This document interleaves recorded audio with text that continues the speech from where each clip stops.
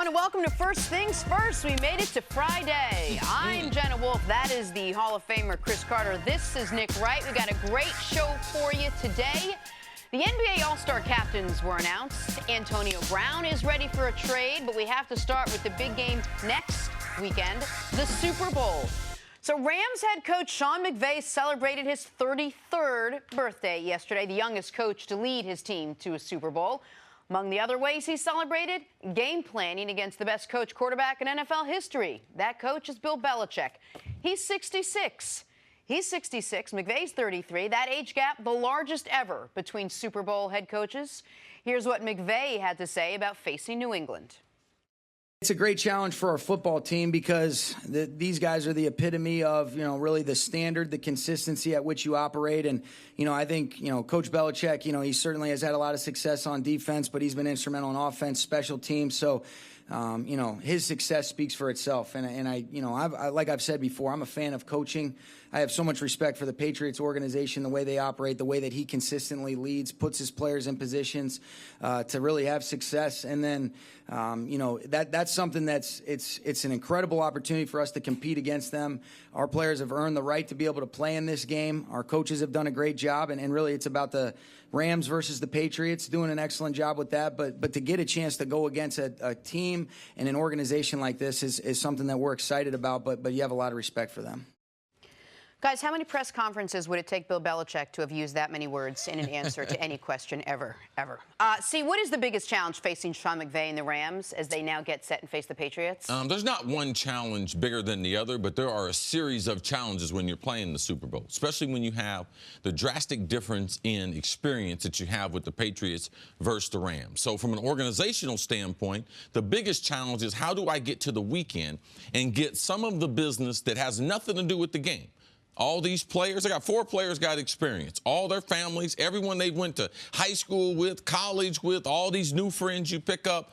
How do they get that organized? Because New England will have that part organized. So their biggest challenge is how do I get through the first week and I don't lose the game in the first week? Your wife wants tickets. Her auntie wants tickets. How many people can go to the game? Hotels in Atlanta. All these things, I have seen teams lose the Super Bowl in that bye week leading up because they couldn't get organized. All these things became more important. How they're going to get their suit made. What are they going to do after they win? All these things. And then besides that, his next big challenge, I believe, is as a play caller, how does he generate big plays for Jared Goff against that rush that New England has, which I believe is the least talented of the 4 teams that we had left, and they generate the most amount of pressure with the least amount of talent. So, yes, the organizational part from an organization, that is very, very key. But from a football standpoint, how can he generate big plays against that pass rush of New England? And I believe they're going to have to do it a variety of different ways,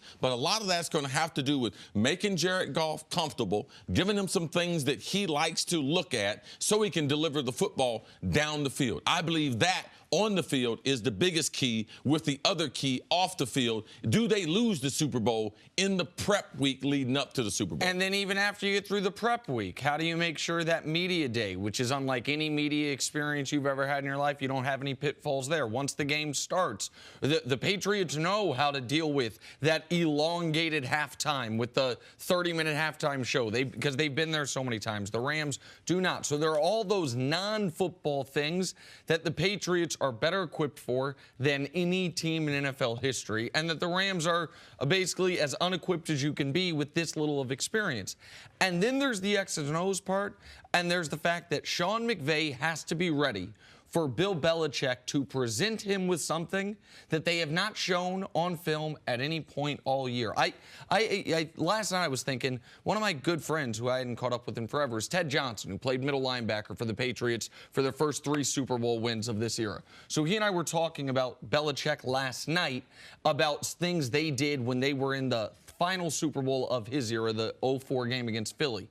And he said all year long they'd played a 3-4. They hadn't come out a single game where their base defense was a 4-3. And in the Super Bowl against Philadelphia, they switched it up in the league. in the week leading up to it.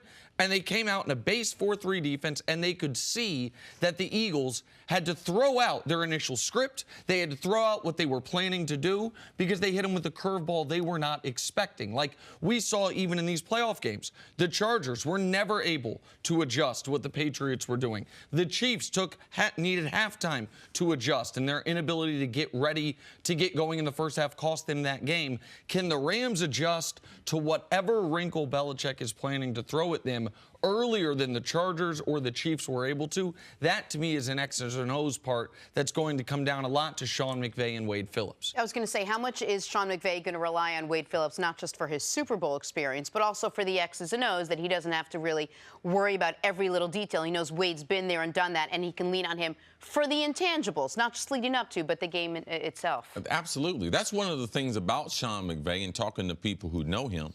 Like, he's a guy who's very, very bright, but he doesn't shun against having other bright people in the room. And that's one of the keys to his success. Him and the general manager, like, they've been on the same page as far as, man, we need certain things here. We need certain coaches here. I need certain players here. And normally, Les Snead or another general manager, they would be like, wow, this guy's too young. I can't bring in guys like Ndamukong Suh. I can't bring in guys like Peters. Like, I can't bring, he's not going to be able to control those guys. So they have made all the right steps to be able to support this young coach, because you know what you know. And that offensive side of the football, man, that's the side he should be concentrating on. Wade is the voice of reason. He's the older guy in the room, and that whole defense, they have such tremendous respect for him no matter where Wade has been. So Wade has had success against Bill Belichick. I believe that McVay will lean on that success and try to figure out the offensive side and how I can generate big plays for Jared Goff. And I know we're going to talk much more about Wade Phillips specifically later in the show, so I'm going to stay on the Shawn McVay side of things. Can he create a wrinkle that throws the Pats off a little bit? C talked about using Jared Goff as a runner, having Jared Goff, if the Pats want to play a two-man with their corners turning and running away from the quarterback, can Jared Goff use his legs to add something? Because we know there aren't many things the Pats have had trouble with in the past, but a quarterback that can do that, that can cause them to make an adjustment they don't want to make. Is there something that Shawn McVay has been able to almost hold in reserve that the Patriots won't have been able to study, that they won't have been able to see this is what they like to do in this spot, that can throw them off? Because one of the strengths of the Rams has been Jared Goff has played well, and they have a ton of talent. But there's also been plays that we have seen, especially after Cooper Kupp got hurt, where they are scheming guys open, where guys that are, whether it's Taylor Higbee, the little used tight end, the backup slot receiver, whomever it is, it's like, okay, that guy got open on Wednesday when they installed that play against this look.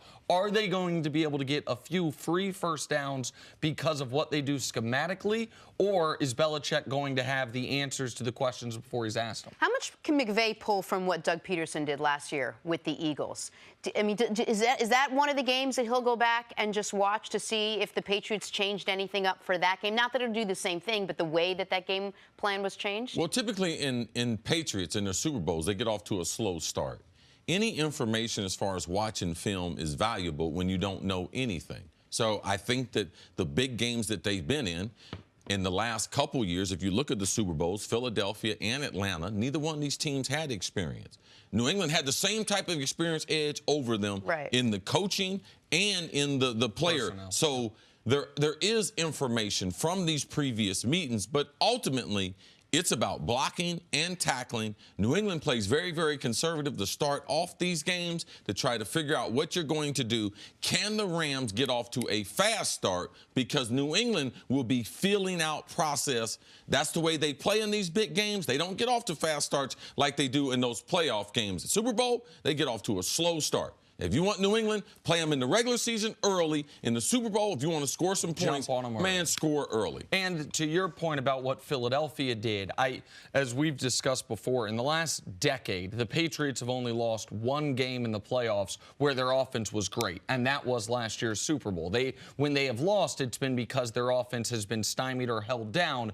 So obviously, the Rams don't care how they win, right? They just want to win, and Wade Phillips is going to try to hold down the Patriots' offense. On McVay's side of things, he has to figure out, How can we win a game like that? If our defense isn't great, how can we do what Philadelphia did, which was win despite their offense which playing was well. as unexpected. Philadelphia winning was an upset. Philadelphia winning the way they did was a massive upset. When we talked about that game, it was if Philly's going to win, it's going to be because that front four is going to get to Brady. They're going to force turnovers. It wasn't going to be they're going to win a 41-33 shootout, which is what they did. All right, let's take a break.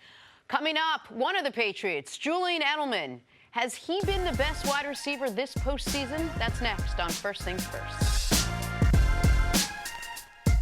Welcome back. We'll get to the Patriots in a second, but first, Thunder, Pelicans from last night. AB. Abdul Nader, drives baseline dunks all over Check Diallo. Two-handed off the baseline. I thought he was going to rise up with one. Good job. And Chuck Diallo didn't know if he wanted to contest, take the charge, instead he gets boomed on. More NBA Warriors in D.C. Steph Curry with some fancy moves before hitting the shot over Otto Porter. Steph had an almost identical play in the first half on the other end of the court where he just dribble, and then little mid-range jump shot. He was spectacular last night. Oh, yeah, great day for the Warriors. They stopped by and saw the former President Obama, spent some time with him. Finally, Lord. college basketball, UCLA, Arizona State. That's Jalen Hands. Oh, this is the nicest dunk of the year. Woo. Oh, that's nasty right there now.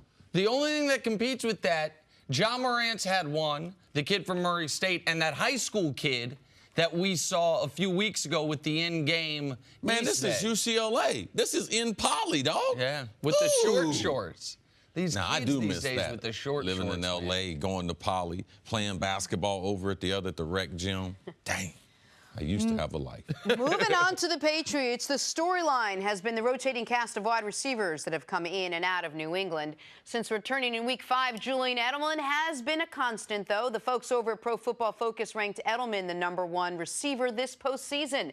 247 yards on 16 catches and a postseason best 14 catches for first downs. All right, CC, what makes Edelman such an effective weapon in the Patriots offense? Well, I think the first thing you need to understand that in the Patriots offense, that is the attack position. That's what they're trying to do. Either throw the ball to that slot receiver, has nothing to do with Edelman, has everything to do with what they're trying to do. They figured out the passing percentages, where Tom Brady likes to throw the ball. They like to throw the ball straight down the middle of the field, and they like to throw it to slot receivers. Why? Because when you put guys in the slot, they have a three-way read that they can make at the top of the break. So it's more confusing for the defenders. It's the easiest position to play inside of an offense if you want to be able to get a guy open. It's harder to be able to double team him there, be able to take things away from him. He's the blitz hot. So in doing that, that guy's going to catch a lot of balls. Guess who used to catch a lot of balls from? Troy Brown. He played in the same position with New England. He was the first guy in this Brady era to be able to take over that position. Then they went out and got a guy named Wes Welker, and he did it at an all-time high. And then after that, you know what they did? They moved Gronk in there, Aaron Hernandez, yeah. And now, because he's not there anymore, then they went to Edelman to be able to develop him. So they're always going to have, in this offense, a guy in that position who has very, very reliable hands, very good short area quickness, where at the top of the break, they can't get bogged down and can get in and out of their break. So typically, that's a smaller guy. And you need to be a smart football player. Edelman, coming from his days as a quarterback at Kent State, understanding coverages, being on the same page with Brady. Him and Brady spend an extensive amount of time together. So I wouldn't necessarily agree that with Pro Football Focus, he was the best wide receiver in the playoffs.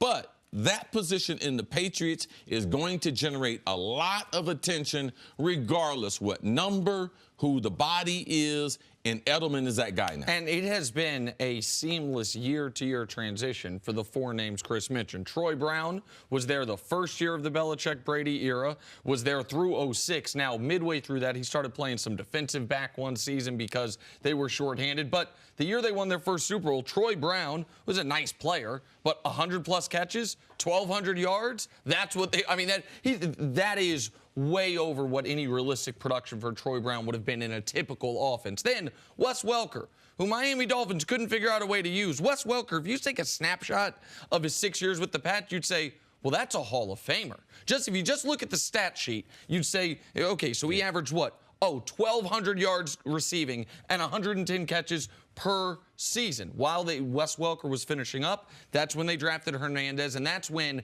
it was a little different because you actually had an athlete playing that position when you hadn't in the past. And then Edelman. And so Edelman, when Cris says 99% of guys are system players, this is the definition of a system role. That if Julian Edelman were on a different football team, he'd still be on the football team. But the idea that we'd be talking, has he been a better receiver this postseason than Michael Thomas, than Brandon Cooks?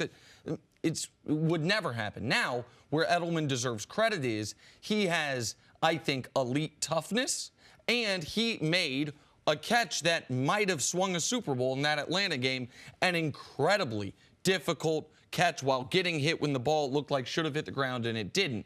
But guess what? If Brady does want to play till he's 45, and if in a year they move on from Edelman, we'll find another guy. There'll be another guy that puts up these similar numbers. And so I just think this is, they're able to scheme them open with what they do. And this is something you can explain far better than me. What they do as far as motioning him and the way that puts the defense in a tough spot and the way it makes the defense tip their hand as to what defense they're playing, that if you tip your hand to Brady, you're drawing dead, and I feel like that's one of the ways they use Edelman the best. Yes, a high percentage of the time, they'll condense the formation as far as tight ends and fullbacks and other wide receivers. They'll line Edelman up at the numbers or 2 yard outside the numbers, because when he lines up out there, it gives Brady an indicator what the coverage is going to be. So on the defense, if I'm facing the defense, if they put the cornerback from this side over on that side, I know it's man-to-man. If they put the cornerback who's supposed to be on the left, I know it's some type of zone. So I put him out there just as an indicator. I can't leave him out there. Why? He doesn't have the height, doesn't have the speed, doesn't have the skill level to be able to get open at the numbers or outside the numbers. So I motion him inside. Gronk is the #1 wide receiver on New England. So I'll put him inside to get him hiding so I can release people off, and then he can come in behind him so he can use his short area quickness and be able to read the coverages. That's what New England tries to do time in, time out. When you watch the highlights, watch how many times in the field Brady is looking straight down the barrel of the defense, because that's where they want to be able to throw the ball, and that's where they try to manipulate to get these smaller receivers into that part of the defense. And those 3rd and 10s against the Chiefs, the 3 3rd and 10s in overtime. You had Hogan made a big play prior to the overtime in that spot. Yeah, they just switched their responsibilities. Right. They ran the same play that Edelman got him for twice. Him and Hogan switched. Hogan beats him on the deep end. I mean, it's the same thing. And it also plays to the strengths and weaknesses of Tom Brady. One of the reasons that they like to do it up the pump seams, as you would call it, is because Brady, for how great he is, he does not have the strongest arm in the league, certainly at this point in his career. True. So we think about passing only in yards vertically, but the field's 53.5 yards wide, 53 1/3 yards wide. When you are trying to go to the deep out, I mean, you can do the geometry equation, like you got to throw it a lot further. So what they will do is... And not only you have to throw it further, you have to hold it longer. So part of their design is to get the ball out of Tom Brady's hand. He's got 90 dropbacks in the playoffs. Hadn't been sacked one time. Why? Because it's all part of the system that they run. And this is where the Patriots and the college graduates and the smart players come into play. And this is why my partner was the most devastating slot receiver maybe in NFL history, because once you got moved to the slot, because you understood you had options. Yes. It wasn't just you are running 8 yards and going left. It's you're running 8 yards, and then you can choose reading the defense if you're going left, right, or I assume just turning around. Yes. And so you have to have a player that can know where the defense's soft spot is with how they're covering him. And then you add it to Brady, who can see the same thing. And that's where the synchronicity, I think is the word. That's when them being in sync. Let me say it like that. He knows he can trust Edelman is going to read the same thing he's reading. So he can throw it to him before he's even out of his break, and then you're basically drawing dead. That's why you don't have to have a 4.4 speed guy. You don't have to have a 6'3 guy. You just have to have a guy who can read that defense. It's why it's so tough to beat. Mm-hmm. Good luck, Especially Wade 3rd and 10 Phillips. Coming up, are the Cowboys getting rid of Jason Garrett for Sean Payton? We discuss next on First Things First. This February, the greatest event in motorsports is back. The Daytona 500 kicks off the 2019 NASCAR season, February 17th on Fox. Time now for us to go viral. The Pro Bowl kicks off in Orlando on Sunday, showcasing the best of the best in the league. But before them, legends of the game paved the way, with 11-time Pro Bowler Willie Nasty Rove tweeting out a picture of our guy CC in 2001 representing the NFC. There's Warren Sapp, a mustachioed Warren Sapp. Is that Jesse Armstead being eclipsed by one Willie Rofe in the back there, see? Yes. Look at that. I feel like that was right after a mustachioed Cris Carter. Like you had gotten rid of the stash. Warren Sapp had picked it up for you. I got no clue. Big Sapp daddy, McDaniel. Oh, that's Randall McDaniel between the two of you guys? I didn't even recognize that. Oh, yeah. Man, look at that. He's got a six-pack as a left guard. You know who didn't have a six-pack? Warren Sapp. Warren Sapp used that belly. No, you don't need a six-pack, but he's great, though. You don't need no six-pack doing what he's doing. He's belly bumping. Willie Rofe had the roughest weekend, his two teams. Ooh. Saints and Chiefs. Thinks he's getting them in the Super Bowl. Gets neither. Time for your AT&T wake-up call. We start with Antonio Brown, who continues to make headlines. Earlier this week, Steelers captain Marquise Pouncey said the team would welcome back AB. However, yesterday, AB tweeted that he is open for business. All right, CC, assuming that he is, which team would benefit most from AB? Man, I don't know. He's a good wide receiver. There's a couple teams out there that need one. People talked about San Francisco. I think he should go to Jacksonville with Tom Coughlin. Wait. Just some good old-fashioned, no hats on. Both your feet on the floor, no hoodies, all that, no fur coats, all that. That's where I think he should go. Tom Coughlin, call Pittsburgh. We got one of the best diva receivers for you. This is a version of your kid misbehaved all school year, so you send him to the grandparents' ranch for the summer. I'm going to teach you some work. Send you to Grandpa Coughlin. I think San Francisco. That's one of those rich people problems. Hey, kids, you're going away for camp in the summer. You got 6 weeks going nowhere. Yeah, I know about that. I got friends that do that to their kids all the time. See, I think send them away for the summer. I think San Francisco does make the most sense, and I think AB, if it matters, would be the happiest there. I know that's not your concern. Yeah, what do I care about? He should be happy in Pittsburgh. Yesterday it was reported that Cam Newton had an arthroscopic procedure done on his right shoulder. This is the second shoulder surgery in 3 years now for Cam Newton. He had surgery to fix a partially torn rotator cuff in March of 2017. Nick, what did you make of the news? Listen, it confirms what we all knew watching Cam Newton play and reading the reports after the season. He was, shortly after they got off to that great start, was playing with a hurt shoulder. Then T.J. Watt really exacerbated the problem. I'm glad they're dealing with it early. I think that you don't have to be too concerned yet. But to me, you know how I feel about these things. He's one shoulder injury away from it being a significant concern for his career moving forward. You just hope Cam can get back to full strength because we know how good he can be when he is. Yeah, I'm glad they were able to go in there compared to just trying to rehab it. That's something Andrew Luck tried to do a number of times. It didn't work. Then they eventually went in there and surgically repaired it. Happy for Cam. He's one of the best in the game. The game is better when he's playing at a high level. All right, moving on to the NBA, where yesterday the starters for the All-Star game were announced. In the West, it'll be LeBron, KD, Paul George, Harden, and Steph. In the East, it's Giannis, Kawhi, Embiid, Kyrie, and Kemba.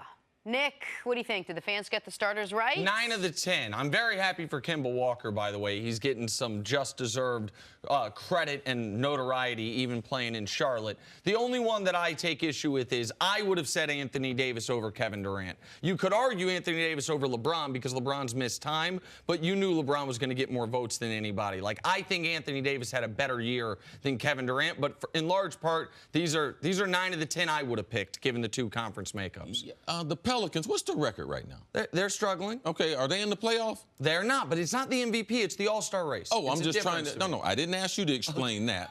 Okay. Because fans have said you have to have 2 starters off the best team in the NBA. Now they've won 9 in a row. It's right. KD should be a starter. So it's a good problem to have in the West. You don't have a center. When you don't have a center, AD's going to miss out. All right, moving on. Last week, we learned that Kyrie Irving reached out to his former teammate LeBron James. Among topics discussed, how hard it is to lead a team. He also apologized for not listening to LeBron when he was a younger player. Now Kevin Love is suggesting that Kyrie could potentially reunite with LeBron in L.A. Nick, could Kyrie actually team up again with LeBron James this summer? I do not think people should dismiss this as a possibility. I would have dismissed it as a possibility 3 weeks ago. But that phone call was an important phone call, and there were elements of that phone call that have not been publicly reported and will not be publicly reported. But it was a legitimate reconciliation, and I've been led to believe there was a little bit of a, man, remember when going on there. Little nostalgia about, because LeBron's in a spot right now where, you know what type of player he could desperately use? A Kyrie. A guy like Kyrie Irving. And you know what Kyrie's learning in Boston? Yeah, having another veteran, having a guy that can really take on the full leadership mantle, which maybe Kyrie isn't quite cut out for, at least at this moment, the way he thought. And so we talk about the pending free agents this offseason, and we've just never included Kyrie as one of the Laker targets because of the way he and LeBron ended. I don't think people should dismiss this idea. I don't think right now it's the likely outcome, but it is not an impossible outcome. And I can tell you it's not one LeBron would stand in the way of. It's not one where LeBron would say, man, he left before, there was the odd interview after he left. That would not happen. And the Lakers, as we are seeing right now, have needs everywhere. Like, it's not like you can say, oh, well, he doesn't fit because we have Lonzo. It makes sense. It absolutely makes sense for the worst free throw shooting team in the league, one of the worst three-point shooting teams in the league, a team that really is struggling to score, to add one of the best and most unique scorers in the league. I think LeBron ultimately realizes, too, regardless of what KD decides to do this offseason, he's going to have to be able to beat the Warriors. And in beating the Warriors, LeBron has a comfort level with only a certain number of players, Kyrie being one of those very few players. Now, there's players that he would like to take the court with, guys who aren't in Los Angeles, Kawhi and some other potential free agents, but what if they don't get them? I mean, what is the Lakers' plan B if Kawhi decides to go to the Clippers or do something else? Mm-hmm. What if they can't trade for AD? AD has already said, I'm not going to demand a trade, so that right there makes it problematic for the Lakers right there that he's not demanding a trade early, so that's going to take it to the summer. There's going to be other people trying to trade for AD. Boston's got more assets, draft picks, and or players that I think would if I'm the Pelicans, that I would look to instead of looking to trade with the Lakers. So I think Magic Johnson and LeBron, they need more than one plan, and I do believe that Kyrie could be a part of those plans. And how good would the Lakers be if these two team back up again? Because it seems like they've, I don't want to say given up on the young players, but they have definitely not played up to expectations. Well, listen, we know how good a team can be with LeBron and Kyrie. They can win the championship. They can beat a 73-win Warrior team. They can be, when those two guys are both playing at peak capacity. Do you think they can beat the Warriors? Well, again, I don't know that anyone can beat this iteration of the Warriors. But to C's point, even if Kevin Durant leaves, the Warriors will still probably be the favorites out west. And so, yes, like the ability for them to add, they have to add another superstar for LeBron's year 17. Mm-hmm. The guys that are free agents, here's the list of. It's Clay. No one thinks he's leaving, and it would be wild to me if he left there to go to the Lakers. Durant, a lot of people think he's leaving, but not to go to the Lakers. Kawhi Leonard, who is going, I believe, still going to Los Angeles, but there's two teams there, and Kyrie. That's the entire list. So if we're crossing off Clay, if we're crossing off KD, I think Kawhi will be their top target, but you can pursue both at the same time. I think people will hear this and dismiss it. I'm telling you right now, you should not dismiss this as a possibility. All right, let's move on to the Dallas Cowboys, still in the news. That'll happen when your owner is still seemingly on the fence about your head coach. Jason Garrett has yet to receive an extension or a true endorsement from Jerry Jones. Now reports are circulating that the Cowboys might replace Jason Garrett with Saints head coach Sean Payton. Keep in mind, next season will be Garrett's last year of his deal. Cris, would the Cowboys be better off with Sean Payton than what you've seen with Jason Garrett? I don't know. I don't know if Sean Payton can get it. One of the variables is how they get along with Jerry. Jerry's son, Stevens, is right-hand guy. So if someone can answer that, like, I would be like, I don't like to do this type of speculation, all right? Trying to put one guy who's doing a great job, and where do we get the indication Sean Payton's going to be available? Like, why would the Saints, Gail Benson, wife of the late Tom Benson, she's been running that team for a little more than a year. You think she's going to allow the best coach in franchise history just to walk out the door? Like, I don't think that's going to happen. And, excuse me, I don't think there's a person that knows if Sean Payton is a better fit with the Cowboys. There's a lot of distraction that go with the Cowboys. I think Sean Payton has done a marvelous job there in New Orleans. I think that him, Mickey Loomis, the general manager, Jeff Ireland, what they do from a front office standpoint as far as drafting players with Sean Payton in mind as far as coaching them, playing in that culture, I think Sean's done a great job. I don't think he's going to be available. So to think, everyone thinks they could do a better job than Jason Garrett because people don't respect him as a coach. I respect Jason Garrett as a coach. I know that's the toughest job in sports, to be the coach of the Dallas Cowboys. So my answer would be no initially, because I got a lot of respect for Jason Garrett and what he's doing. I think you can have respect for what Jason Garrett's doing and still believe Sean Payton, if he were a coaching free agent, which he's not, and more on that in a moment, would be an upgrade. Like, I think Sean Payton is one of the very best coaches in the entire NFL. I think you could make the argument that the 4 best coaches in the league were the final 4 coaches that we had left in the playoffs this year to go along with the 4 best offenses, certainly 4 of the top 5 or 6. And as far as his relationship ability to get along, we don't know how he would fit in the role of head coach of the Cowboys, but he was in Dallas before he went to New Orleans. He was the assistant head coach, the quarterback's coach there. So there is a relationship with Jerry Jones. At that point in time, Stephen Jones didn't have the role he has now, and Stephen Jones is more in charge of the day-to-day. But this is a weird instance because there just seems to be all of a sudden a lot of smoke surrounding this when contractually there would be no fire. Sean Payton is going into year 4, so he has 2 years left, of a 5-year, $45 million contract with the Saints. So what would have to happen for him to be able to leave? He'd have to request. Well, they would have to, the 2 organizations would have to come up with some type of agreement. Either it be draft pick compensation or cash compensation or a collection of both, and Sean Payton would have to be down for it. There are a lot of reasons why, on its face, I believe, well, of course the Cowboys would want to get Sean Payton. Almost every team in the league would want to get Sean Payton. But for the same reasons you feel like the Saints would be hesitant to move on from Sean Payton, especially when the team, much like when we talked about Drew Brees yesterday and about his retirement window versus Brady's, why would Brees want to walk away now when they finally have the defense together? They're that close. Why would Sean Payton want to change things now when he, I know, feels if they get that call right, we're going to the Super Bowl and we're the favorites in the Super Bowl. We're the best team in the league. But people close to the situation seem to think this is a real possibility, and it's been odd to me the way Jerry Jones has been.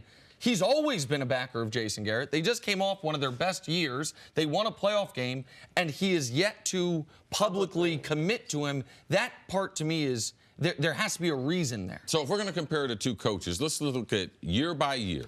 How many losing seasons has Sean Payton had? Well, he had 3 in a row. 3, and he had, I think, 1 before that. So okay. I'll get back to seasons. that. How many has Jason Garrett had? 1 losing season. Oh, okay. So I'm just going to tell you, if Sean Payton was the coach in Dallas, he would have already been fired because he's already done something that Jason Garrett wouldn't do. He wouldn't have them 3 losing seasons. You think he would have survived those 3 losing seasons in Dallas with Jerry Jones as the owner? No, but do you think he necessarily would have had losing seasons with the full team they had in Dallas? You understand what I'm saying? Where are they getting the players from? They're drafting from the same pool. They're putting the team out there. Yeah, Drew Brees had losing seasons. Yep. Dallas, you think Dallas is going to have a losing season when they had one of the marquee franchises? I just think that Sean Payton has done a good job in New Orleans. It hadn't been a job where he's been like, you know something, I'll take him over any coach in the league. He has had his own struggles. And if he had them same struggles in Dallas, that would have cost him his job.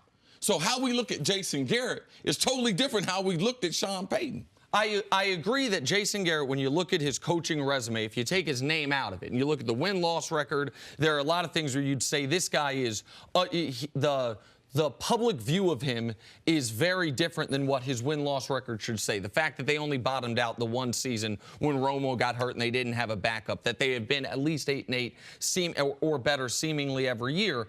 But the other reason why, if he were available, it would be very attractive to me is the Cowboys over the next 4 or 5 years are going to be determined in large part by how good can Dak be.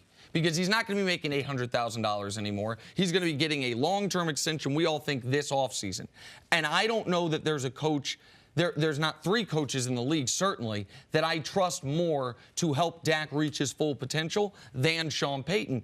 And if we think part of the problem with Dallas is the meddling of Jerry Jones. Big part of the problem. Okay, so Sean Payton would only, I would imagine, agree to come to the team if there was an understanding in place that he would have much more of an open pathway and much more say and veto power. Similar to what Parcells had when he was there. Now, he wasn't there a long time for Parcells. I would argue the Parcells time did work while he was there. They had a one really good season. There was the Romo fumbled snap that prevented them from winning that playoff game and moving on. Yeah, but that's why you get a divorce. I've been like, oh, how long were you married? 25 years. Well, shit was working while I was there. Yeah, you end up getting divorced because it didn't work. That's why Bill Parcells left. I know Bill Parcells. He's a very, very good friend of mine, and there's a number of things about Dallas that are not attractive. Sean Payton is Bill Parcells' #1 guy. Right. That's like his son. I don't see Sean Payton. I don't see Bill Parcells giving Sean the advice, you should leave New Orleans. You should leave the Benson family and go partner with Jerry and Steven. See, I just don't see it happening. It's not the first time Sean Payton's been rumored to be going somewhere else, but I think people have forgotten Jason Garrett, 1 losing season. Sean Payton, 3 in a row with Drew Brees. Well, what if Jason Garrett had Drew Brees? Yeah. I think the conversation would be a little bit different. All right, we got to take a break. Coming up, hey, how can the Rams defense slow down Tom Brady and the Patriots? That's next on First Things First.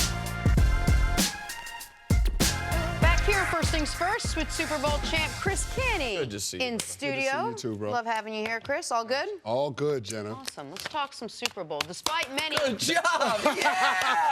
High five, Jenna Wolfe!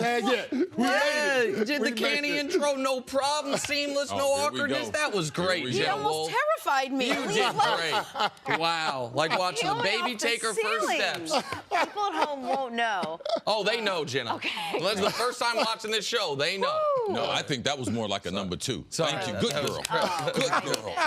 Anyway, let's move on to real words. Despite many calling this a down year for the Patriots, at least in the regular season, the team averaged 27 points per game, 4th most in the NFL. This postseason, they're averaging 39 points. Good luck defending against that.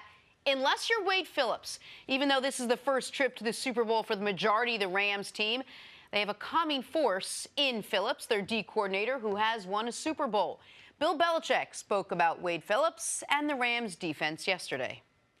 I don't think they're going to, we're going to see like 3 new fronts and 3 new coverages in this game that he hasn't run in the last 30 years. I mean, I just don't think that's going to happen, but if it does, we'll adjust to it. But they do what they do in their system. They do it well.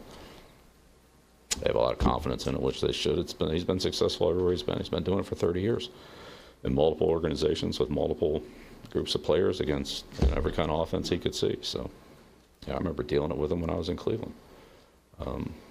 It's basically, and to his credit, there's not many of us that have a system that can last that long. And, I've certainly changed a lot in the last 30 years schematically. Wade really hasn't. I mean, he really hasn't. All right, Cris Canny, what do you think? What should the Patriots expect from Wade Phillips and that defense? Well, I think they can expect that Wade Phillips is going to change it up a lot on Tom Brady. When you're playing against a quarterback that has that much experience and that has a reservoir of information, you got to change up the looks on him. You can't remain static as a defense. And now that's by the pre-snap disguises that they have, that secondary will try to confuse Tom Brady based on what they're trying to do, but also being able to change up the calls. When you look at that AFC Championship game going back to 2015 in Mile High Stadium, when Wade Phillips was the defensive coordinator for the Broncos, he did a lot of that changing it up on Tom Brady. They came out in that game in zone coverage. That was something that was unique for that Broncos defense just because they were so good in the secondary in that game. Yeah, but and that was the same thing they did to New Orleans last week. The first meeting during the season, they blitzed them, played man-to-man. New Orleans ran up and down the field on him. Micah Thomas destroyed them. In this game, the NFC Championship game, they went back to that conventional defense that he played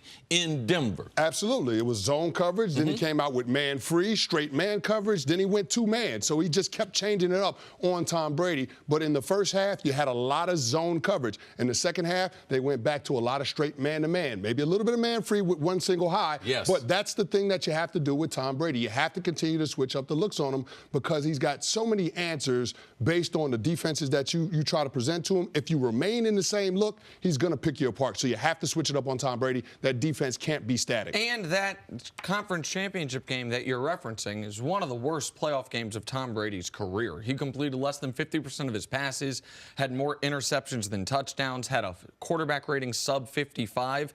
One of the playoff games that actually might be worse than that was a divisional round playoff game against the Chargers. That was another Wade Phillips defense in 2006. Like, that was a game where Brady had 3 interceptions to 2 touchdowns. They lost. They had that game lost on a Tom Brady interception until, the guy we were talking about earlier, Troy Brown, forced a fumble, got the Patriots the ball back. They were able to come back and win.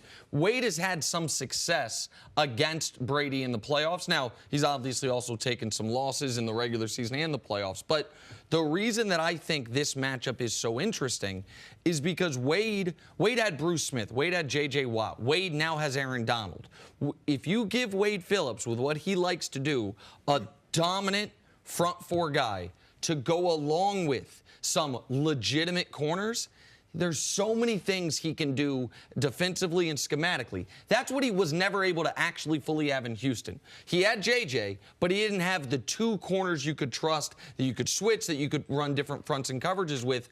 I'm also curious to you, Canny, what you think he's going to do as far as Sue and Donald, where they line up, where they switch. If it was one time they're next to each other, one time one's on the end, one's on the guard, like how you think they're going to use those 2 players with Sue coming off the best 2 games he's played all year. Well, I think a lot of it's going to depend on the down and distance, but I've played for Wade. I kind of understand how he thinks, how he likes to call a game. What he's going to do is try to present opportunities for his difference makers to be in one-on-one pass rush situations. Now, you got to think that Bill Belichick will have some kind of plan to deal with Aaron Donald, double team him, try to do some things to make sure that Tom Brady has the opportunity to step up, because Tom Brady likes to operate from the well. He wants to stay in the pocket.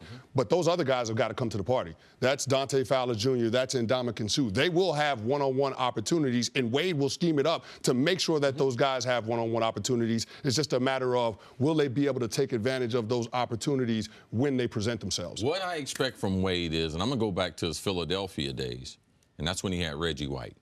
And what I think he's going to do in this game is, I think he's going to play what the great Buddy Ryan coined as the 46 defense. And that's where you cover up the center and the 2 guards. The difference in this defense and Denver's defense, and why I don't think the Rams can be as successful as Denver was, Denver's most of their pass rush, even though they had some very underrated defensive tackles, it came from the outside. So when you get outside pressure like that, it makes Brady, Belichick, that offense, it makes the tight end either stay in more, and or it makes the running backs chip or stay in. Man, the running backs are Tom Brady's second favorite thing to be able to throw to. So when you have defensive tackles, you can mush the line of scrimmage, have the guards and the tackles take those interior, so your backs can get out and you can get rid of the football. See, part of the attack to Aaron Donald is going to be, we're going to double team him by force, numbers. Other thing is, we're going to get the ball out of our hand. He's going to be single block, but we're going to get the ball out of our hand. So that's what I believe Wade is going to go to as far as a change of pace. He will go to that Kansas City game. Kansas City, at the end of that game, their defense was awful. It was totally predictable. 3rd and 10, what did they decide to do? They're going to go 2-man every single time, and Tom Brady picked out that matchup on that slot receiver. Now, when they tried to change their coverage, when Gronk went outside of his normal traditional formation and went outside, Kansas City checked to cover 1. And Tom Brady got him both times. Fade down the sideline over Eric Berry and set him up where he ran a slant later in the game. So Wade will learn from that, and Wade has had some success. So I expect him to have a variety of 3 or 4 coverages at the end of the game that he can go to try to have success. Nick, you said two segments ago that Tom Brady is as precise and as smart a quarterback as there is in the league. Probably the smartest quarterback Wade is going to defend against just this season. How hard is it to confuse a guy like that? Well, I think it has to be at the last second, right? It's got to be that you show him one thing, he sees it, they maybe check out of the play, they do whatever it is, and then you switch it late. Like, I feel like that's the only way to even temporarily confuse him. I think people need to remove confusion from your dictionary. Yeah. Because you're not going to get in the game. If I'm playing this game, there's no coverage you can give me that's going to confuse me. The thing is, you want to shorten the time they have to react. That's what coverage is about. I want to show them something else. And when he goes under center, and when he starts to focus to get the football, then I want to give him the illusion of if it's something else. Now, unless you physically feel like you're better than them. Von Miller was absolutely just physically better than them. Aaron Donald is better than them. They're not going to allow it to get to a physical strength battle or skill battle. They're going to help them with numbers. So it's about giving them less time to be able to carve you apart. That's where we should be conversating on. You're not going to confuse any of these. Jared Goff is not going to be confused. Now, can you take away his time to be able to adapt? Now, he hasn't seen what Brady's seen, so he will be a little more alarmed when he sees certain things. But Tom Brady, you just want to take away that time from him, can't you? No, you're absolutely right, CC. And the other part about this, what Wade Phillips ultimately wants to do, it's going to depend on those corners being able to hold up, whether or not the game plan is going to be effective. Because ultimately, whether you're in zone coverage or man coverage,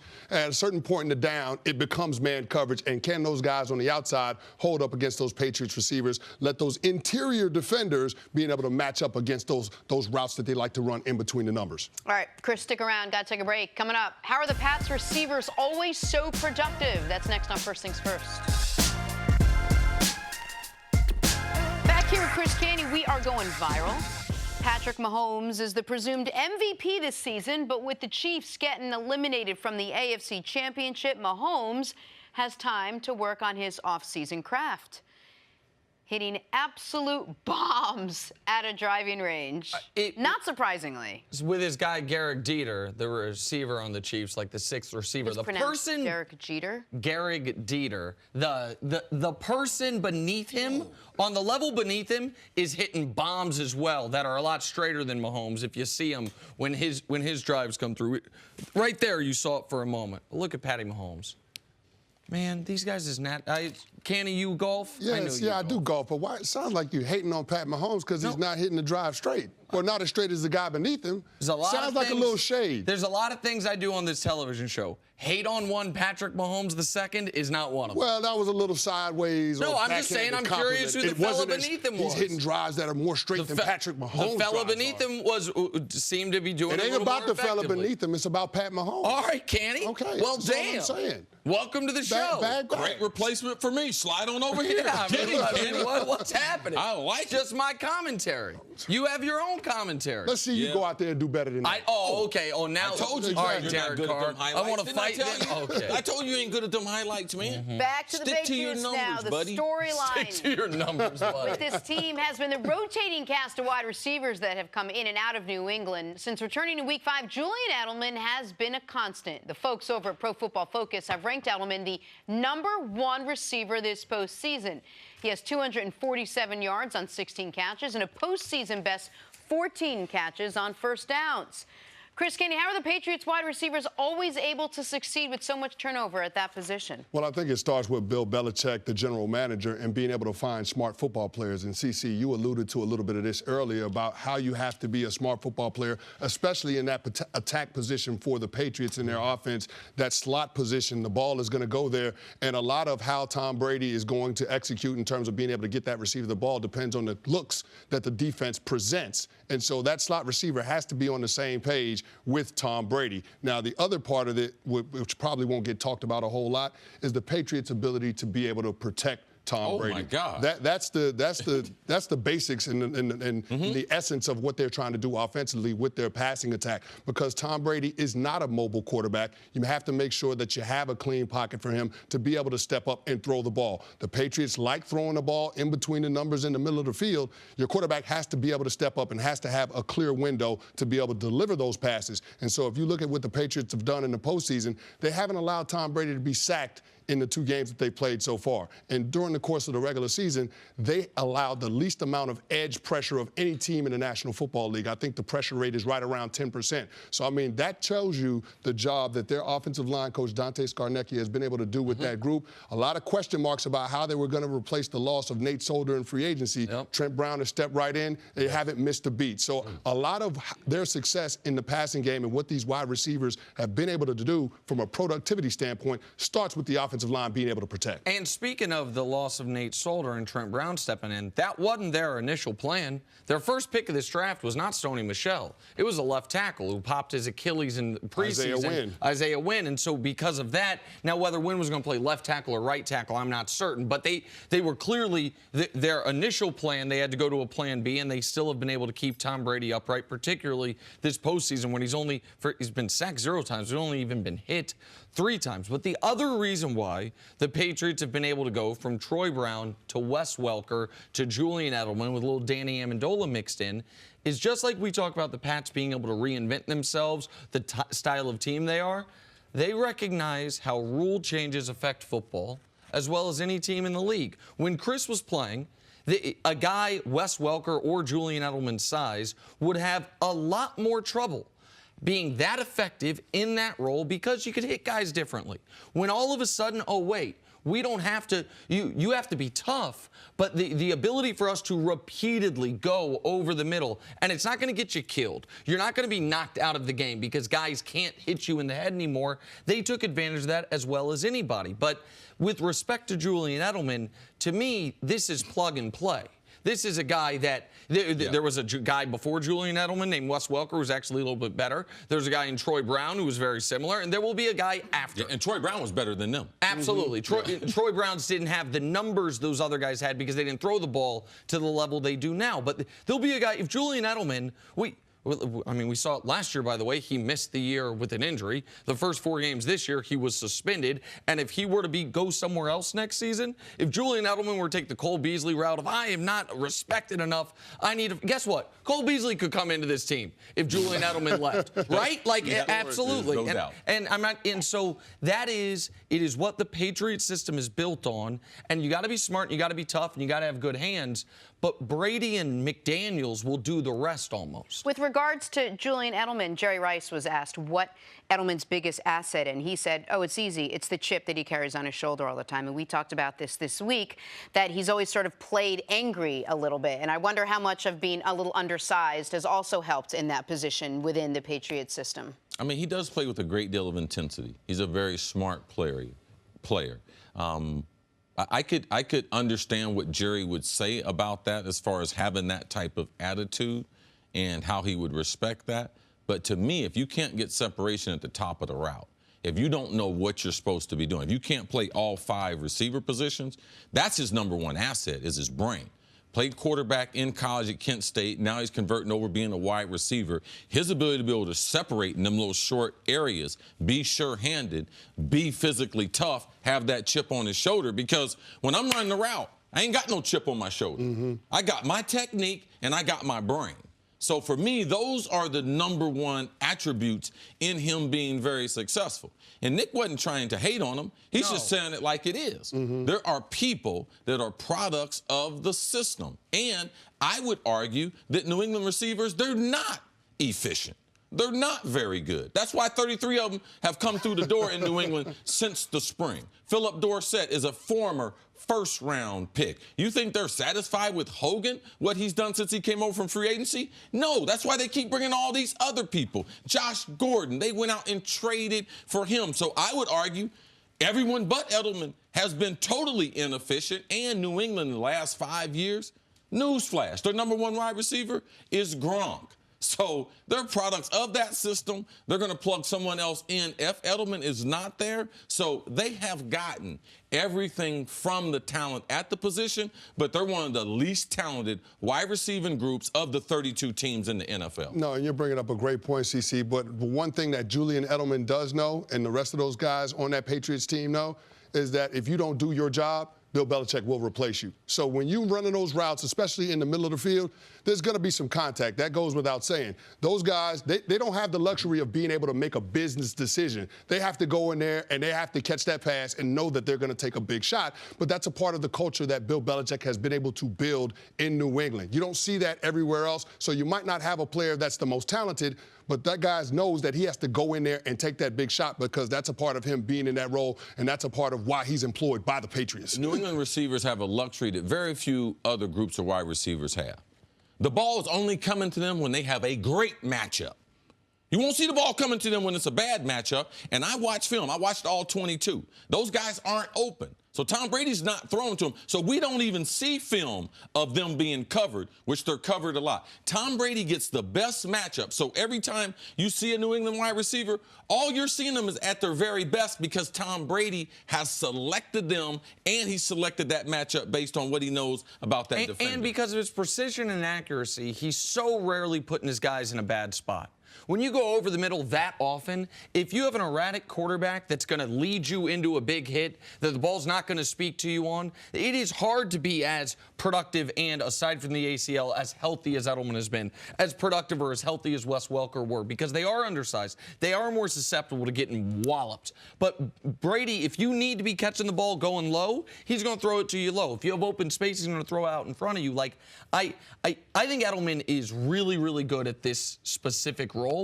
But we have enough history to tell us if Brady keeps playing, they will find another guy who can be really, really good at this specific role. All right, Chris Cannon, we'll see you a little bit later on in the show. Coming up, it's a time for the Saints to just move on from that blown call in the NFC Championship game. That's next. First things first. Tomorrow, it is a welterweight title fight as undefeated Keith Thurman defends his belt against Josecito Lopez live from Barclays Center tomorrow at 8 Eastern only on Fox and the Fox Sports app. I'll be out there. Cannot wait. We'll get to Saints players still complaining in a second, but first, Thunder, Pelicans, Abdul Nader driving baseline dunks all over Cheikh Diallo. I can't believe he got up for a two-hander here. It looked like he was rising up for a one-hand slam. To be able to throw this down with two hands. Just see Cheikh Diallo was like, should I contest? Should I go for the charge? He was stuck in the middle, ends up getting boomed on. Same decision I had to make last night.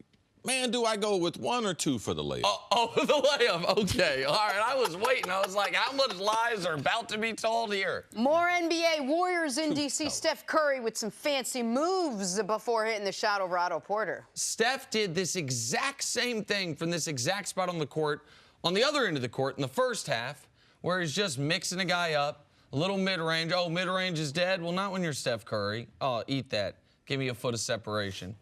Nothing but the bottom of the net. Steph 38 last night, I think. Maybe a little closer game than the Warriors would have liked.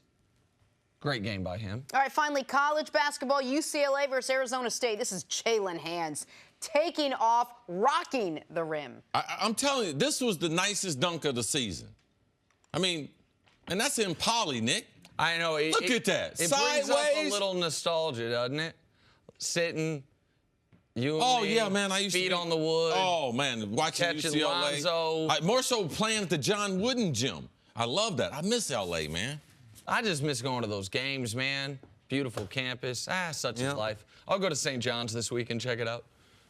It's just the same. Yeah, We good? 25. We're back from No memory problem. lane. Sorry. Welcome back, both of you. Thanks. On to the now famous missed call in the NFC Championship game. Not surprisingly, the Saints are still not over it. That grudge led by tight end Benjamin Watson, who took to Twitter yesterday and had some strong words for Roger Goodell. Watson tweeted, quote, "Your continued silence on this matter is becoming of the position you hold. Lead by example. We are waiting." CC, is it time for the Saints to move on from this missed call? They got no choice. I mean, what are they going to do? I mean, the last couple years, what's happened to them? The Minneapolis Miracle, where they lose on a Hail Mary to a deep out. Their safety is there before the play, decides, I don't want to be pass interference, and they lose that game, prevent them from going to the NFC Championship in Philadelphia. Philly ends up winning the Super Bowl. And then this year, a blatant pass interference at home, critical point in the game. Was it the biggest call in the game?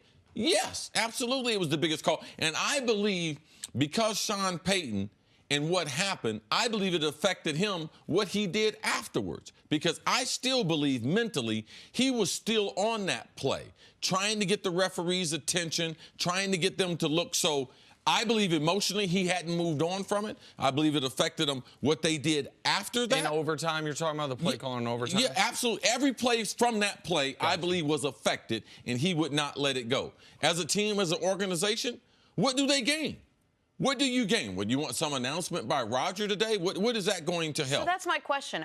What do they want Roger Goodell to do? Apologize and acknowledge that it happened? No. It's been acknowledged. Okay, but it hasn't officially been acknowledged by the league. That's what he's talking about. Ben Watson wants the league to come out and say we blew the call. But now, they had the referees already, right? Didn't he call the league office after the game? They want what's similar to what happened. If you guys remember, there's another playoff game decided by a blown pass interference call. Giants 49ers. Everyone talks about the bad snap. This was back in 2002. You remember that? There's a bad snap by the Giants long snapper. Poor guy got pulled out of retirement 4 days before the game because they wanted him to be the long snapper, and then he has this huge gaffe. And it's a bad snap. They throw the ball deep downfield. The guy gets tackled. And the league next day said, yeah, it should have been pass interference. You should have gotten another chance at field goal. Our bad. My guess is the reason the league hasn't said anything is because this has gotten to weird places. You've got members of the U.S. House of Representatives from Louisiana saying, we want to call Goodell in to testify. You have people threatening to sue. So I'm sure there's lawyers saying we shouldn't say anything right now. But enough. Listen, what happened here is the referee had a 1 in 100 awful moment. This is no different than, to me, Minnesota Vikings fans wanting to sue Blair Walsh when he had a 1 in 100 awful moment, missing a 26-yard field goal to win a playoff game. This happens. I feel terribly for the Saints that it happened. It didn't, in my opinion, decide the game in this way. They had opportunities after that. It wasn't the last play of the game. Okay, so it wasn't the last play of the game. No. They could have stopped them on defense in regulation. They didn't. They won the coin toss in overtime. They could have not thrown an interception to start overtime. They had opportunities. And I obviously had issue with their play calling on first down on that drive, but set that aside. This happens, man. I feel badly for the people of New Orleans. Drew Brees is a legacy changer. I get all that. But with human beings in pro sports, guys are going to screw up. And I don't understand why we hold the referees to a standard of you cannot make an egregious mistake when we are watching football players who every week there's someone that makes an egregious mistake. We're not saying that, no, maybe it's because those guys can be cut and the referees we feel like don't get penalized. I'm not certain, but this happens. It'll happen probably again in 10 or 15 years. It happens. From a conversation standpoint, as far as what the league did, why they didn't make a formal announcement, I don't know that. But they did go through a process of this. What happens on the field, Sean Payton talked to the league office on Sunday. He talked to the league office before his press conference after the game. So he had mentioned that. Roger and Sean Payton, I know for a fact that they talked on Tuesday. So they personally, Roger Goodell and Sean Payton, did have a conversation. People are wondering, well, why doesn't Roger release something afterward? I don't know that, but I do know the typical communication happens on game day. That happened with the league office on game day with Sean Payton, and he talked to the commissioner. So I don't believe that you're going to get all the calls right. So there are calls more critical because of the time. You don't have time to recover from them because they're later in the game. I don't know what else the league can do besides admitting the ref missed a call. We knew that. I knew he didn't do it on purpose. Right. But the way the ball was thrown, the route of the running back, the defender being lost in coverage, being in the wrong defense, making a beeline for a guy who he didn't cover, all those things added up to a guy missed it. He was a little bit late on it. I believe they were in position to make the call, but by the way the ball was flighted, the contact of the wide receiver, he thought simultaneously they got there at the same time. But we have all these different angles. We can slow it down. Of course, we're going to get it right. But I could understand why he would miss that in real time. I think even by missed call standards, this is an extreme one. This is a really bad one, and it's obviously an extreme one given, we're inside 2 minutes of a tied NFC Championship game. But in the AFC Championship game, and I have not raised this complaint one time. There was a horrendous call made as far as a roughing the passer on Brady that did not exist, that hurt the Chiefs' ability to win that game. And then the Patriots fans would say there was a horrendous missed call on an obvious 8-yard down the field pick on the Sammy Watkins touchdown that it looked like the Chiefs might have scored the game-winning touchdown on. There isn't a perfect way to officiate professional football. Now, could the NFL be better? Are there adjustments they should make? Are there things, should we maybe have a discussion about, is there an ideal age and fitness for referees that have to run up and down the field? Like, are there things that we should look at? Absolutely. Ain't none of that putting the Saints in the Super Bowl. None of it. No statement from Goodell, no congressional inquiry. Right. And it is odd to me that we are at Friday. Ben Watson, one of the smartest, most respected players in the league, he's putting that out on Twitter as if that will make things better.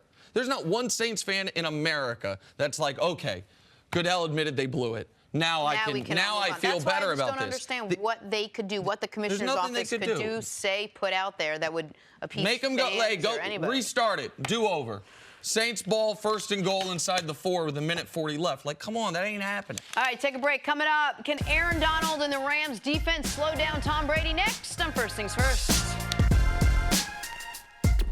Back here, First Things First, we are going viral. Luka Doncic is well on his way to Rookie of the Year honors, but before he was on everyone's radar, he was training with the best of the best, with leaked footage of Doncic and Steph Curry training together back in August. Oh, maybe there's where Doncic developed that step back from Steph.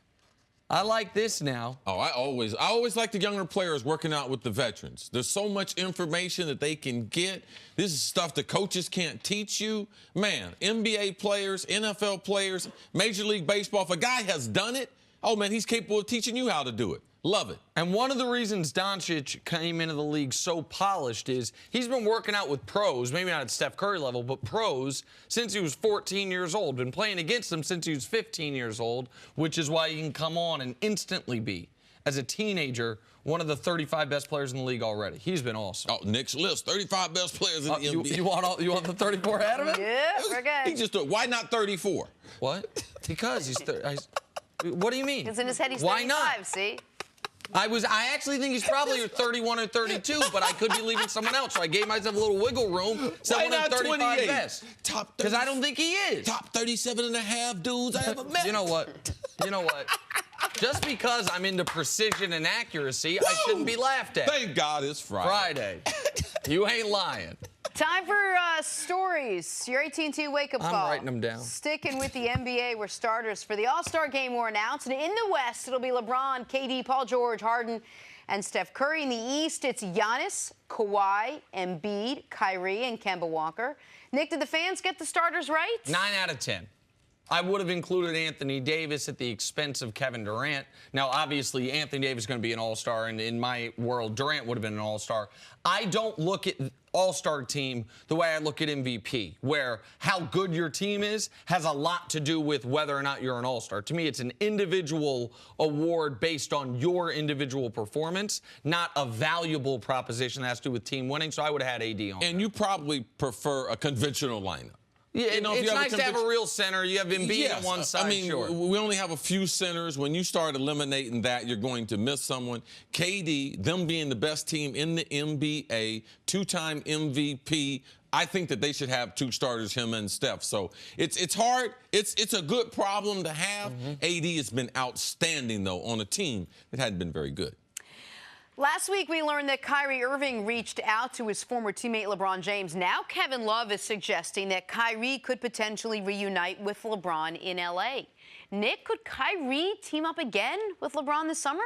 I would not say it's the likely outcome, but it is not an impossible outcome the way it would have been a month ago, and it is something that I think people should add to the list of possibilities for Lakers offseason targets. So you're sensing from that conversation, maybe some things came out of that aren't out there publicly? That's what you're reading? Correct. That is that. I know there are things that have not been reported and won't be reported about a level of reconciliation between the two that would make this an actual possibility if Kyrie wants to leave Boston, if the Lakers don't get Kawhi. There are a lot of ifs that would have to fall into place, but a month ago this was impossible. Right. It's no longer impossible. Oh, I know. You're going to tell me that information because I know you'll snitch. Oh, squeal? I know you will. Sieve. Snitches get stitches.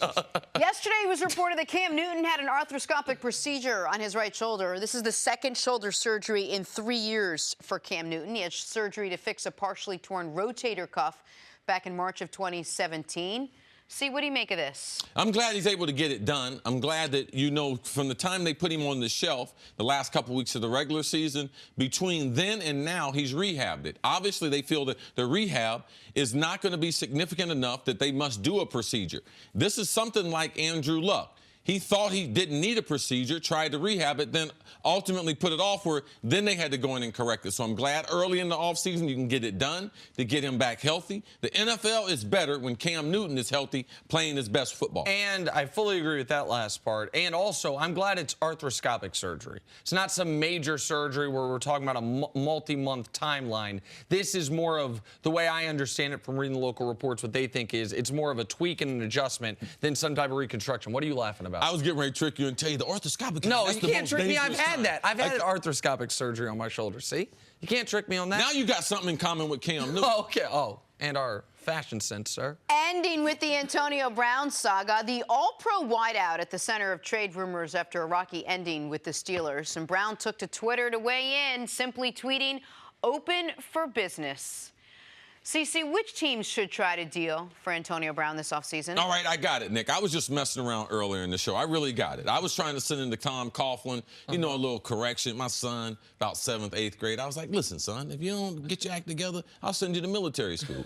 That's what I'll do. I don't send them that little camp in the summertime, other people 6 weeks up in the mountains, all that, playing with the bus. No, I'm not going to send him to Jacksonville. Okay, because that's the NFL military school. But they do need a #1 receiver. They can run the ball. Put him in Florida with those personalities on that defense. I do believe that can work. But the best spot for him, Cleveland Browns. Go get him. Oh, I like that idea. Go to Cleveland with Baker Mayfield, and, man, they would make some things happen. They need an outside #1 guy. Jarvis Landry's been recruiting everyone in the NFL. He's been sending on Twitter, trying Instagram. to get Odell, everything. Go Cleveland. Cleveland needs another wide receiver. With the way they ran that ball with Kitchens, Baker Mayfield, that defense is underrated, and you get them Steelers twice a year. Now, that would be good for business. And so I know some people would say you don't trade within your division. Right, We've had this discussion before. I think you make the best trade possible. I think that you can't worry about, am I making this other team better? You have to say, what is the best return I can get? Which is why my initial reaction is, if I'm Pittsburgh, I call up San Francisco and I make them have a meeting about the #2 pick of the draft for Antonio Brown. Straight up. No multiple picks. Yeah, that ain't going to happen. That short conversation. San Francisco says no? Goodbye. No. I took a lot of hits to the head, but not that many. Goodbye. Okay, so you think that's giving up too much? No, if you give me the top pick or that second pick in the second round, you can have him. See, so I'm very curious to see if he gets moved, what his actual value is, because Antonio Brown, with his talent level and his contract, which is going to be a great contract. I don't think the contract is going to help him. It looks like a good contract on paper, but when you make that transaction, Antonio, you know who his agent is? Was it Tom Condon? What about Drew Rosenhaus? Oh, okay.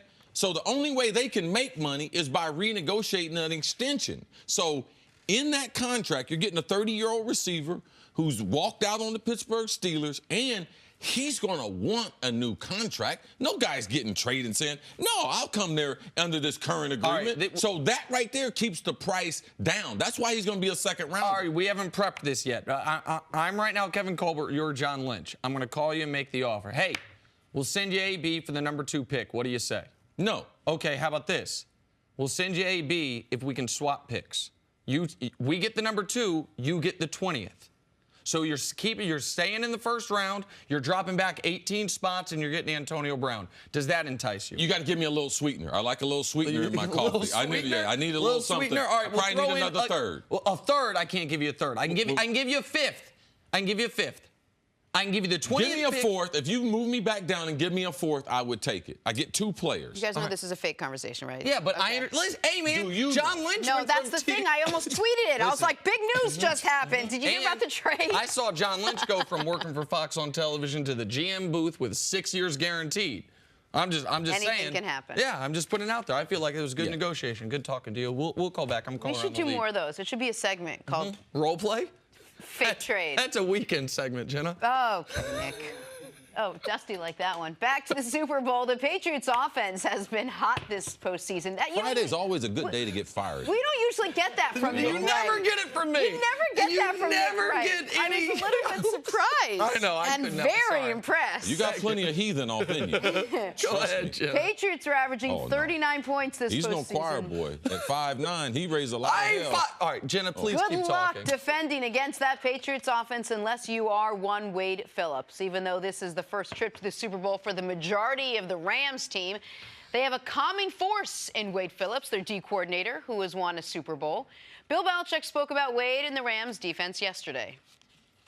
I don't think they're going to, we're going to see like 3 new fronts and 3 new coverages in this game that he hasn't run in the last 30 years. I mean, I just don't think that's going to happen, but if it does, we'll adjust to it. But they do what they do in their system. They do it well. They have a lot of confidence in it, which they should. He's been successful everywhere he's been. He's been doing it for 30 years in multiple organizations with multiple groups of players against every kind of offense he could see. So, yeah, I remember dealing it with him when I was in Cleveland. It's basically, and to his credit, there's not many of us that have a system that can last that long. And, I've certainly changed a lot in the last 30 years schematically. Wade really hasn't. I mean, he really hasn't. All right, Cecil, what should the Patriots expect from Wade Phillips and that defense?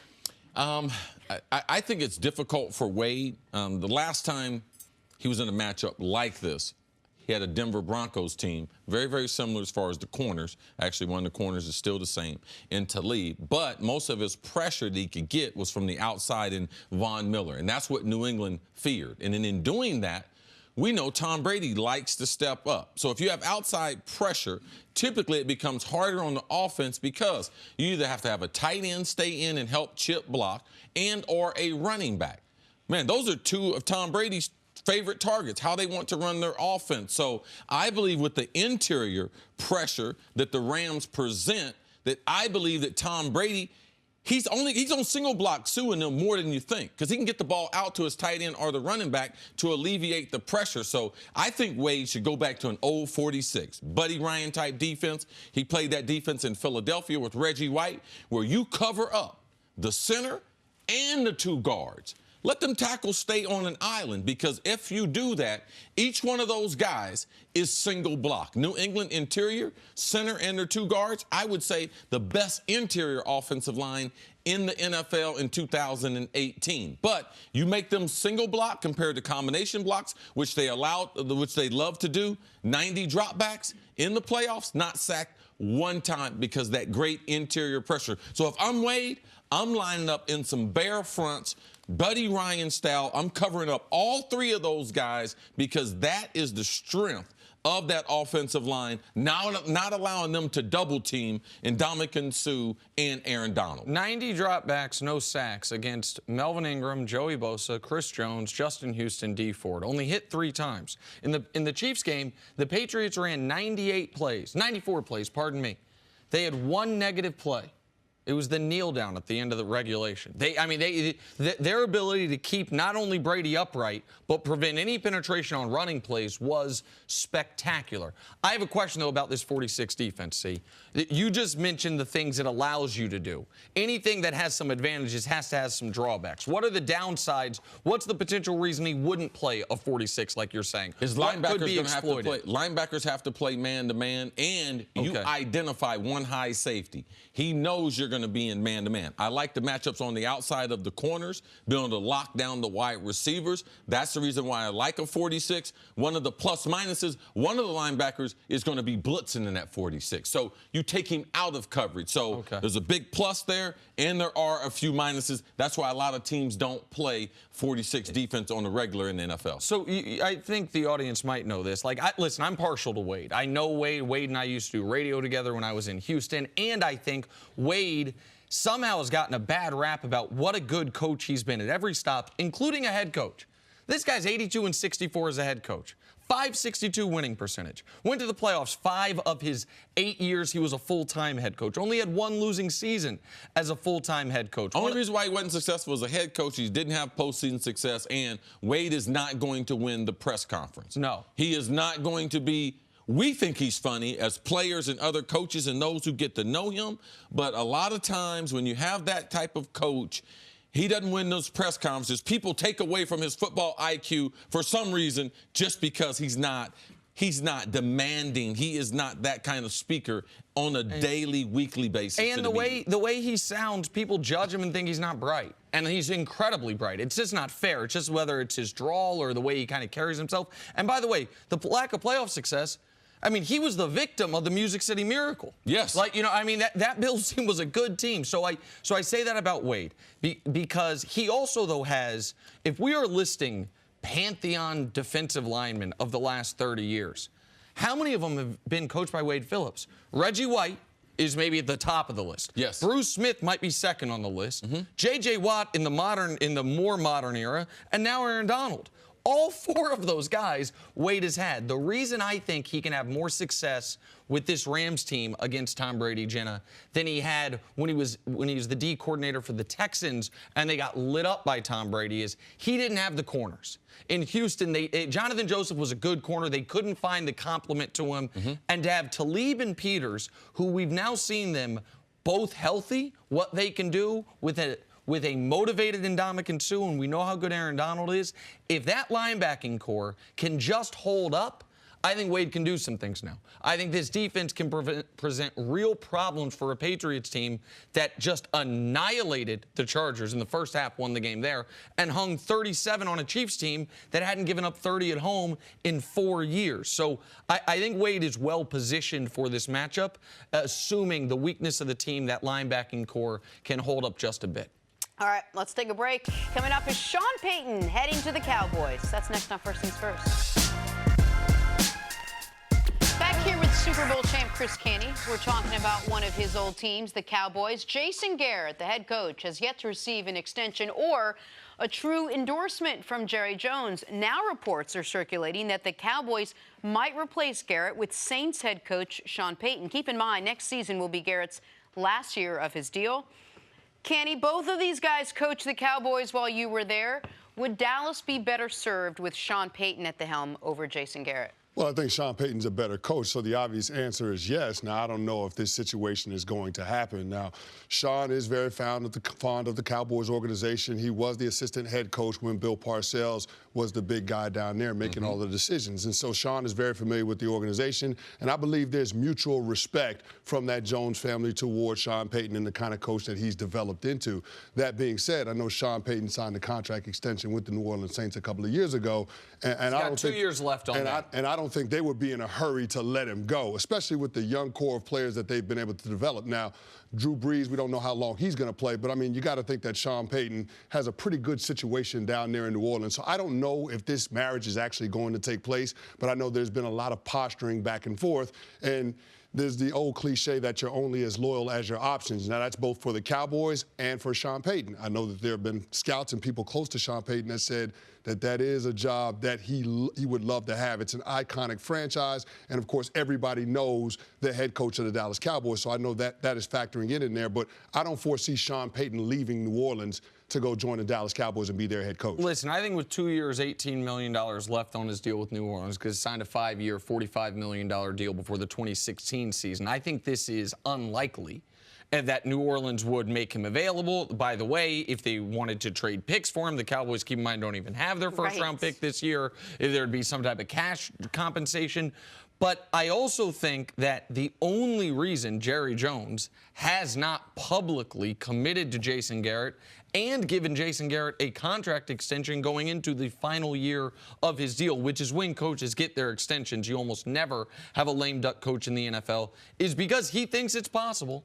Is because he thinks that this is, he doesn't want to slam the door shut on this before he knows that it absolutely can't happen, because even if you believe Jason Garrett is underrated, underappreciated as a head coach, I don't know that anybody thinks he's a better coach than Sean Payton. And if the future of the Cowboys is going to be dictated so much by the progression of Dak Prescott, especially once he gets 5 years, $125 million, I would rather that be Sean Payton leading that progression than Jason Garrett. But there are a lot of moving parts here. It's just odd to me that after everyone got a sign of endorsement from Jerry Jones, the quarterback, the wide receiver, the running back, Jason Garrett helped this team rally from 3-5 to a playoff win, that he's the one guy, when Jerry's always been loyal to him, that Jerry won't go on his radio show, and when he's asked about him, he's like, because he was asked. He was asked about him at 105.3 in Dallas, and he was like, there's no reason for me to make some statement about that right now. When he said, when things could open up, like,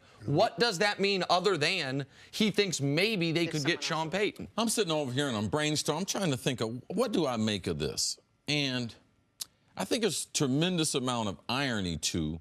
Earlier in the show, we talked about Sean Payton and the call, the NFL not making a statement about them losing.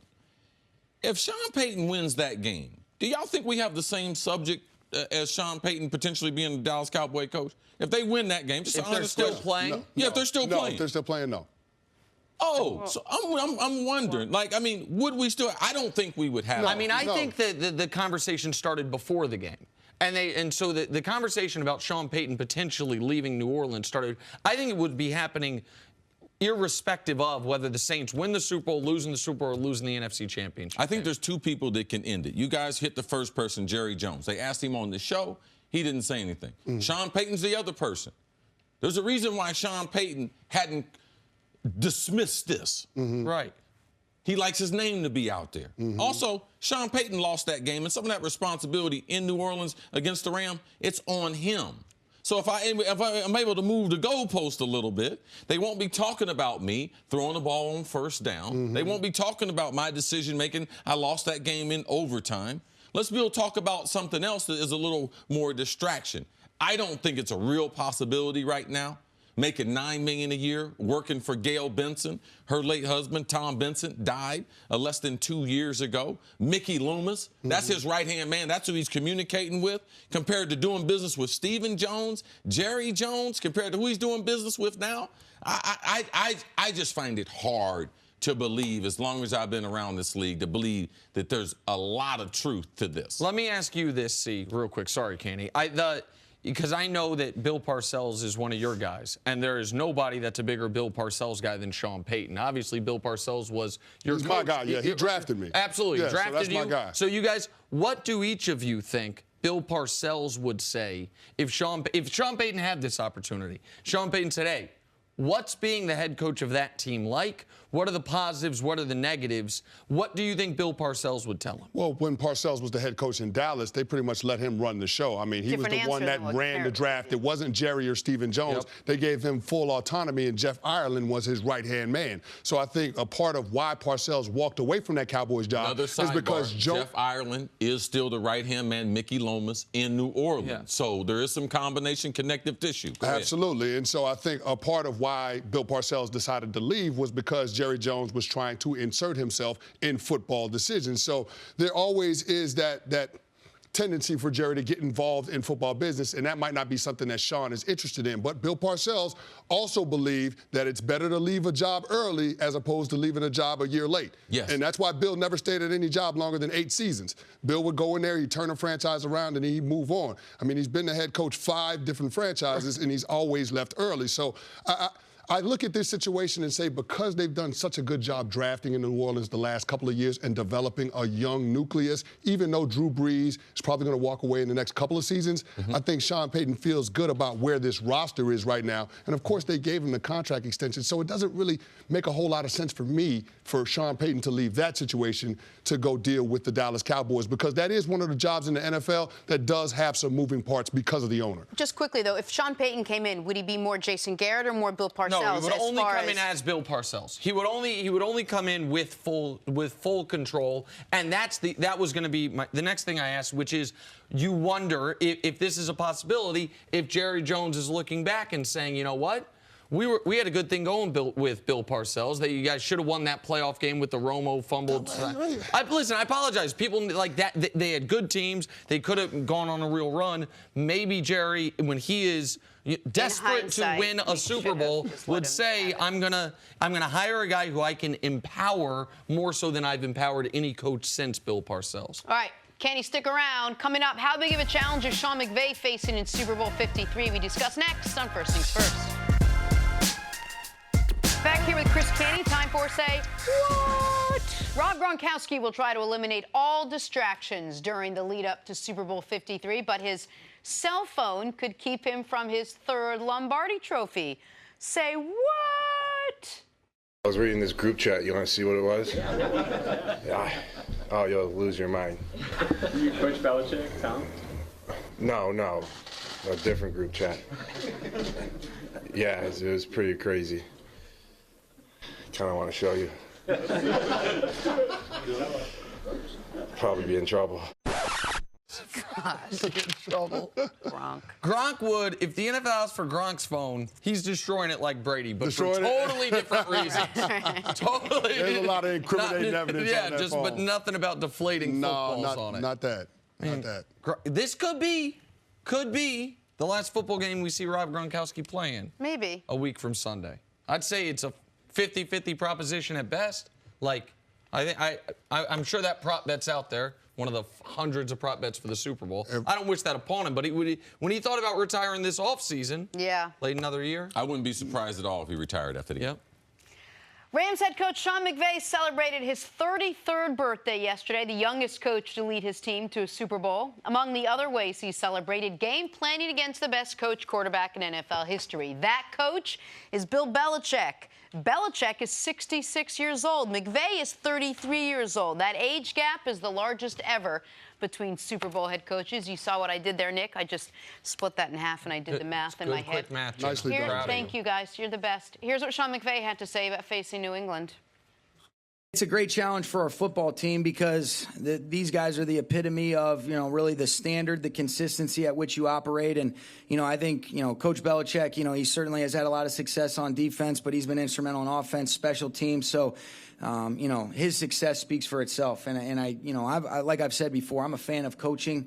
I have so much respect for the Patriots organization, the way they operate, the way that he consistently leads, puts his players in positions to really have success. And then, that's something it's an incredible opportunity for us to compete against them. Our players have earned the right to be able to play in this game. Our coaches have done a great job, and really it's about the Rams versus the Patriots, doing an excellent job with that. But to get a chance to go against a team and an organization like this is something that we're excited about, but you have a lot of respect for them. All right, Cris Canty, what is the biggest challenge that Shawn McVeigh is going to face come Super Bowl time? Well, I think it's a couple of things, Jenna. First and foremost, it has to be the X's and O's and Bill Belichick having the experience on Shawn McVeigh. Bill Belichick has been around pro football for 4 decades. So, he's just got more information. He's got more answers for his team. And you got to believe that Bill Belichick is going to throw something at Shawn McVeigh that he hadn't seen the Patriots do all season long. So you have to be ready for that. But also, from a logistics standpoint, just how to best utilize these next 2 weeks to get your football team ready to go on Super Bowl Sunday, because it is different, because you do have a bye week in there. How do I best prepare and get my guys ready to go by the time that game rolls around? And you don't just mean X's and O's. No, I don't mean X's and O's. I mean, from a schedule standpoint, how do you handle the week, the game plan, and the install? I felt like one of the big advantages that we had on that Super Bowl 46 team with the Giants was that the core of guys that we had on that team was the same core from the Super Bowl 42 team when they beat the undefeated New England Patriots in Arizona. So those guys understanding how to handle a week, knowing that we needed to install the majority of the game plan before we travel to the Super Bowl site. Those types of things are important because once you get to the Super Bowl city, there are going to be a lot of responsibilities for those players. You got media day. You've got people pulling you in a bunch of different directions. The best thing that you can do for your football team is to make sure that everybody is familiar and comfortable with the game plan. So when you go there, you're just sharpening everything up and just trying to build to get to the big game. CC, we talked about that in Super Bowl 46 when you guys interviewed me in Indianapolis, and we were just talking about the importance of making sure that this week was more of the mental week, the preparation week. Last week, we got all the physical work as far as our game plan install done. So I think that's going to be something that's important for Shawn McVeigh, how he handles the next 2 weeks with his young team. Because a lot of guys on that team for the Rams, this is their first rodeo. So they don't understand what this is all about. The Patriots got a lot of experience doing it. This is their 4th trip to the Super Bowl in the last 5 years. Trying to recall some of those things we also talked about. I do vaguely remember you and your teammates, though, y'all came up with a pack as far as what y'all were going to do Super Bowl week, as far as what y'all weren't going to hang out, as far as, right? I can't believe you remember that. Yeah, we absolutely did. That was one of the things that we had discussed. The guys that were on that Giants team, they said, listen, the parties after you win the Super Bowl are a lot better than the parties before the Super Bowl when you're there at the city during that week. So it was a situation where we had a little bit of fun right before we left to go to the Super Bowl site. But when we were at the Super Bowl city, it was all business. Nobody was hanging out. What city was that Super Bowl in? Indianapolis. So it's easier to not as much temptation as Atlanta. Than Atlanta, just for whatever it's worth. But exactly. But what that do was you mean, Nick? It was just experience. Don't tell on yourself, Nick. But that was one of the things that was important to us as a team. Like, we wanted to be accountable to each other because we knew in order to play our best football, we couldn't be hanging out during that week. So I'm going to go to the biggest challenge. And Shawn McVeigh, he's really done a great job. They attack free agency. Him and Les Snead, the general manager there, they done a tremendous job. They went out to some veteran players. And to me, they didn't go after guys who had the wrong characteristics to bring into the locker room. All of them were hard workers. All of them were high achievers.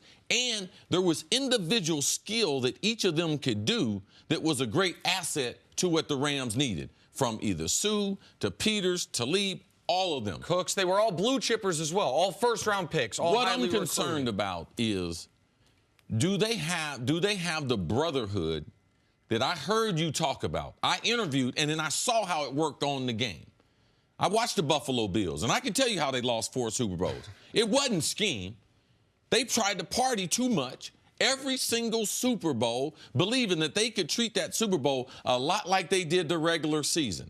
And what they did in the regular season, they partied and they won a bunch of games. But in the postseason, you can't do that. Can Shawn McVeigh get these renegade, one a year, rent-a-cops? Mercenaries. Can he get these guys focused for that first week?